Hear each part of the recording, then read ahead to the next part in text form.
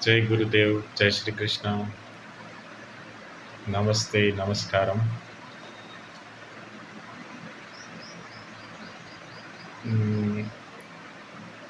ભગવદ્ ગીતાના અધ્યાય 4માં દિવ્ય જ્ઞાન નામના અધ્યાયમાં ભગવાન શ્રી કૃષ્ણ પોતે અર્જુનને જ્યાં કહે છે કે આ દિવ્ય જ્ઞાન શ્રીમદ્ ભગવદ્ ગીતા લોકો સુધી કઈ રીતે પહોંચી, કેવી રીતે આ જ્ઞાન લોકો સુધી માનવ જાતિ સુધી પહોંચ્યું, તેમાં આગળ બીજા શ્લોકમાં તે કહે છે, ભગવાન અર્જુનને કહે છે, એવમ પરંપરા પ્રાપ્તમ ઇમમ રાજઋષય વિદુઃ સહ કાલેન ઇહ મહતા યોગ નષ્ટ પરંતપ.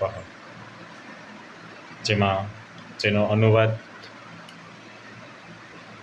એવી રીતે થાય છે કે ભગવાન કહે છે કે આવી રીતે હે અર્જુન, આ પરમ વિજ્ઞાન ગુરુ શિષ્ય પરંપરા દ્વારા પ્રાપ્ત થયું અને રાજર્ષિઓએ તેને એ જ રીતે જાણ્યું, પરંતુ કાળાંતરે આ પરંપરા તૂટી ગઈ અને તેથી આ વિજ્ઞાન યથાર્થ રૂપમાં લુપ્ત થયેલું જણાય છે.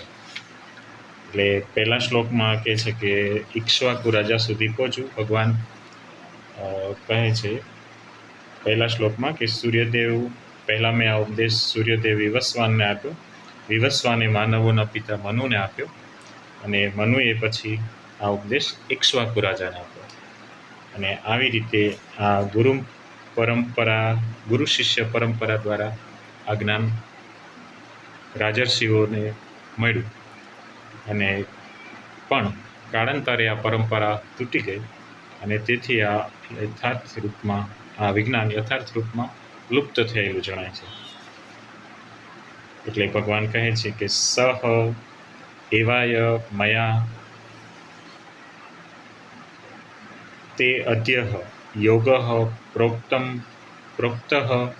પુરાતન ભક્ત અસી મે સખા ચ એતિ રહસ્યમ હિ એતત ઉત્તમમ. ત્રીજા શ્લોકમાં ભગવાન કહે છે કે તે જ આ પ્રાચીન યોગ, પરમેશ્વર સાથેના સંબંધનું વિજ્ઞાન આજે હું તને કહી રહ્યો છું. ભગવાન કહે છે કારણ કે તું મારો ભક્ત તથા મિત્ર છે અને તેથી આ વિજ્ઞાનના દિવ્ય રહસ્યને સમજી શકે છે.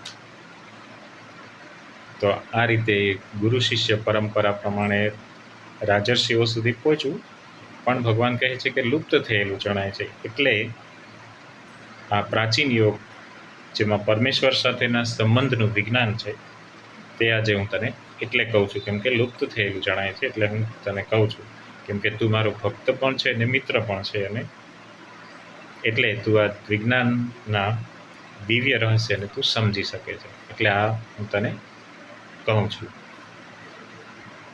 તો આવી રીતે શ્રીમદ્ ભગવદ્ ગીતા માનવ સુધી આ ગીતાજીનું દિવ્ય જ્ઞાન પહોંચ્યું. જય ગુરુદેવ, જય શ્રી કૃષ્ણ.